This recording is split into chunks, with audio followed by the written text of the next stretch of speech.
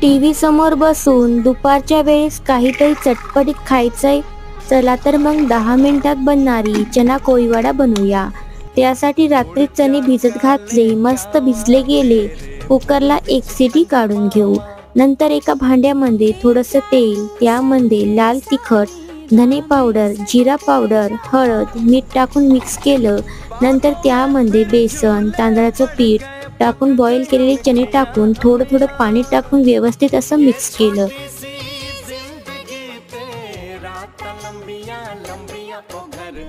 गरम गरम तेलामध्ये चणे सोडू आणि कुरकुरीत होईपर्यंत तळून घेऊ.